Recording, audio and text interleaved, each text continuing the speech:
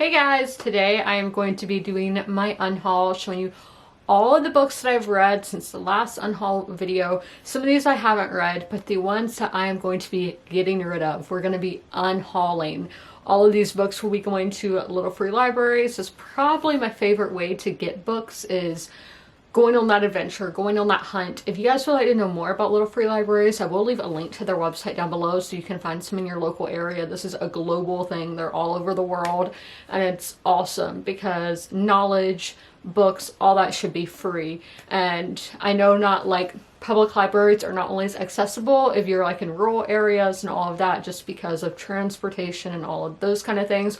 When you have these little free library boxes that are just sporadically placed all around the world, it might be easier for some people to get to than getting to that public library. But you know, public libraries, little free libraries, libraries are great altogether. School libraries, there's so many different kinds and they are all amazing, and I recommend checking out all of them. I used to donate my books to the public library actually, but during COVID they put a halt to that. So now I donate mine to the little free libraries. But let's see what books I'm going to be unhauling. These are books that I just don't see myself rereading. Maybe I didn't like them, and then some are books that are on my shelves that I never got around to and don't see myself getting around to. Let's get now. Two did get saved from the stack, both historical fiction. One I've read, one I haven't. Matrix by Lauren Groff I did save. This was like a 3-star for me. I don't remember the exact rating that I gave it, but I'm keeping it because Lauren Groff is one of my all-time favorite authors, and this might be my least favorite work by her, but you know, at another stage in life I might enjoy it more. And she's one of my favorite authors, so I don't want to unhaul her. Next is one that I haven't read and I bought years ago, I think before COVID, as we keep bringing COVID up because it changed the world. And this one is The Vatican Princess, a novel Lucrezia Borgia by C.W. Gorder. This is, you know, a book about Lucrezia Borgia. I haven't seen all of that show, the one that's Holiday Granger, is that her name? That one. I've seen some of it and I did enjoy it. I just am awful at watching TV. But as I've been on my movie journey of watching movies in historical order, I'm sure the Borgias are going to come up again. And just in case if I do get really interested, I might have to pick up this book. Those are the ones that got saved. Now let's look at the ones that are definitely, they're out of here. They're gone. Unless if you guys tell me in the comments you really need to keep this book, like for the ones I haven't read. The ones that I have read, they're out of here. They're being thrown out. They're ejected. We have a box here. We have House of Leaves by Mark Z. Danilewski. This book was too much for me.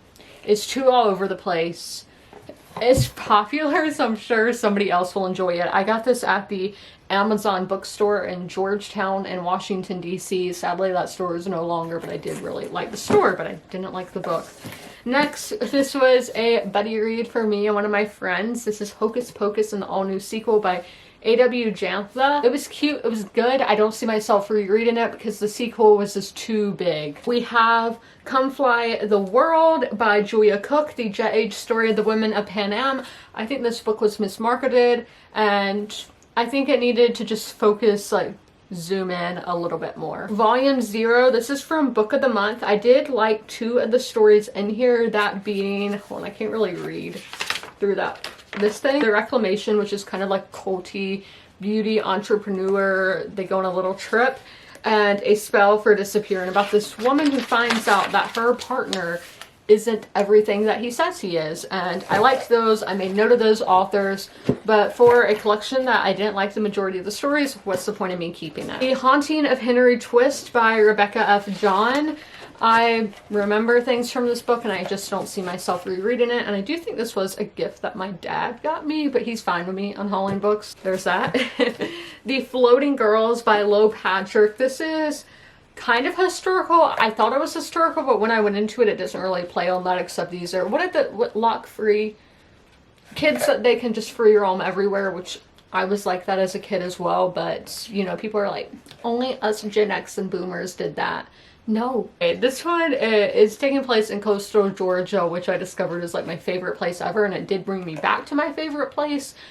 But again, I don't see myself rereading it. Now we have The Illustrated Herbiary. Guidance and Rituals from 36 Bewitching Botanicals by Maya Toll. I'm not really an herb person. The illustrations and all were beautiful, and I did learn some things, and I took note of ones that I thought were fascinating and might want to check out in the future, but I don't need to read it again. Now we have one that I haven't read. This is, I'm pretty sure, a young adult historical fiction called Victoria Rebels by Carolyn Meyer.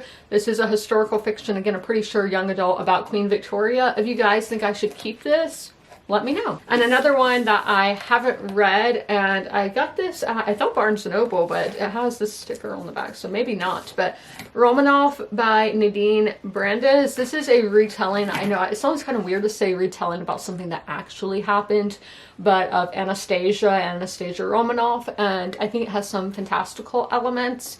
I just never got around to it, and since it's young adult and a historical retelling, maybe alt history, I don't know how into that I would be, but if you guys have read this and think I'll enjoy it, let me know and I'll be sure to give it a go. Next box here, this has a lot in it, it's quite heavy. We have The Founding Mothers, The Women Who Raised Our Nation by Cokie Roberts. I got this at an indie bookstore in Hartsville, South Carolina. I read it and I think this would be like a good starting place to then maybe there was one woman you were fascinated by and you want to go research her more. So it could have gone a little bit more in depth, but you know, surface level. Been Run by Edward Pace. I got this on eBay, I think. And this is a historical nonfiction all about the First World War in Africa. And I did not know really anything about that. So this book was really educational for me. We have a recent read. I read this last month, What We Kept to Ourselves by Nancy Junyan Kim. This is purple prose, flowery prose, overridden that I had to skim. Leviathan Wakes by James S.A. Corey. This was like our first big announced book club pick, and no, this was not for me, and it was also the highest rated book on my science fiction to be read list, and I didn't like it. It did nothing for me. Red Sister by Mark Lawrence. This is the first book in the Ancestors series, and I did really like the setting. It just felt really eternal, and I loved the setting, but everything else, it's not really something that I feel like I need to read the rest of. The City of Dusk by Tara Sim. It was obvious the author had a favorite character and all the other characters weren't that well developed. And I got this in the Unplugged book box. Another buddy read that did not go well for me. This was in our fantasy month, and that is The Very Secret Society of Irregular Witches by Sengdu Mandana. I hated the male love interest in here, and this book is in the fantasy section in Target. It is listed as a fantasy on Goodreads, but this is a romance. This is one where I was kind of unsure of unhauling, and that is Daughter Mine by Herbert Gold, and this is set in San Francisco, and the setting is incredible, but I just didn't really care for some of our chapters of our character of Ben Shaper. Didn't really care for the chapters when he was at work, and I got this book secondhand and it smells like cigarettes. And then we have a short story collection that was good, just don't see myself rereading, and that is Night of the Living Res by Morgan Talty. I got this at Barnes & Noble in Spartanburg. And then we have Cocaine Blues by Carrie Greenwood, a historical mystery, and I love that it really incorporated the historical parts, but honestly I felt like too much was going on in this short of a time span. Another short story collection that was good, just don't see myself rereading, and that is Nobody Gets Out Alive by Lee Newman. This is taking place in Alaska and are connected stories, and they're falling. Lastly, we have Woe by Lucy Kinsley. This is a house cat story of despair. Cute, and I would definitely recommend getting this as a gift for the cat lovers. And the rest of these are not in a box because I just don't have that many boxes to go around. And first we have another historical, might be a little fantastical, and that is Glitter, Beauty, Blackmail, and Betrayal by April Lynn Pike. I think this is about Marie Antoinette, a royal murder, the promise of a throne she never wanted, and a glittering drug that is her only way out. If you've read it, should I pick it up? Hillbilly Elegy, a memoir of family and culture in crisis by J.D. Vance. I picked this book up because I had heard of the movie and I had heard people on BookTube talk about it. I did not know J.D. Vance was going to be Trump's vice president. I didn't know he had anything to do with politics when I got this, so And then we have The Forest of Vanishing Stars by Christian Harmel. I really loved the vibes in here. I read this when I was at St. Simon's in Georgia, and I loved the fairy tale vibes, but our character was kind of a Mary Sue. Low thoughts. I might have also read this in St. Simon's. This is by Courtney Peppernell. And Instagram poetry, I just prefer my poetry to be more of a narrative. One Brilliant Flame by Joy Castro. I might have read some of this in Atlanta, and then when I had to stay in a hotel because my air conditioning was out, and I learned about new parts of history, but the characters didn't really like them. The Women Before Wallace by Bryn Turnbull. Historical fiction set in England, and it's in between the war years, which is something I'm kind of fascinated in. And it had really cozy vibes. Don't see myself rereading though. And one of my least favorite books of 2024, A Botanist's Guide to Parties and Poisons by Kate Kavari. She just did not utilize that historical setting. Mame by Jessica George, just don't see myself rereading. It was a good book, but the character did have a lot of like temper tantrums. One that I haven't read, and it is You Must Remember This by Joyce Carol Oates, who I've heard a lot about, and I do like this book, like the physical copy of this book. But what's the point in having it sitting around if I'm not going to read it? But if you guys think I should read it, be sure to let me know in the comments. Another book that I just don't see myself reading, it says Spy Sinker by Lynn Dayton. I'm not a thriller person, not for me. Winter Ghost by Kate Moss. Not that Kate Moss. Ooh, but we do have a 1928 setting in the French Pyrenees, but is this a part of a series? I don't know. Maybe I'll have to give this a second go. We'll put that over there. I haven't read that one. This is one I haven't read, The Immortal Story of Cleopatra, Queen of Kings. But if like of Mark Antony, I see Octavian. Is Mark Antony in this? In exchange for Antony's soul, Sekhmet demands something in return, Cleopatra herself. But this is like a vampire take on Cleopatra. And again, I'm not really an alt history person, but if we have Mark Antony, might have to do it. And Michael Crichton, I don't know how you say it, Pirate Latitudes. Should I read it? I haven't read it. Is that in a series? I don't know. This one I haven't read, but it is by an author I love, Barefoot by Ellen Hildebrand. I got this at a little free library, not realizing that I hadn't already had it. So I got this in Lancaster or St. Simon's. I don't remember which one. And The Haunting of Lee Harker by Darcy Coates. Cozy horror. You know, is that a thing? Don't see myself rereading. Project Hail Mary by Andy Weir. I read the ebook, so I don't see a purpose of keeping a physical copy, even if I gave it a 4-star. But that's one that I'm always like, should I go back to? Because so many people love it, and I gave it a 4 stars, so I don't know.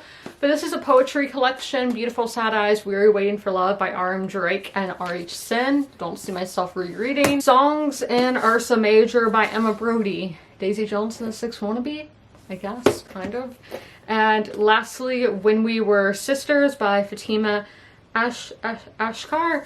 I got 2 copies of this by accident. I will be unhauling this one, and those are all of the books that I am unhauling so far in 2025. Let me know on the ones if I should keep any of these that I haven't read. Let me know. And as always, comment, rate, and subscribe. And if you made it through this whole video, leave a heart emoji in the comments below, because I hope you guys have a happy Valentine's Day this week. And I'll see you in my next video. Bye! If you are familiar with my videos, you're used to seeing Sherman at the end of them. Sadly, Sherman has since passed away, but I would still like to encourage you guys to help your local shelters. Sherman was at the Darlington County Humane Society in rural South Carolina. I always have their link down below in the description if you guys would like to help them, but also help your local shelters as well. You can do that by donating, sharing posts like this one, volunteering, fostering, and adopting, which it's great to do all of those things. Great to help your community, great to help the animals in your community, and I cannot recommend it enough. All of my pets were rescues, they were strays or from animal shelters, and I love them so much, and I know how much love they can give, so knowing these pets at the shelter can equally give that much love, it's amazing. And y'all should totally take part and help out those local animal shelter pets, and please help them.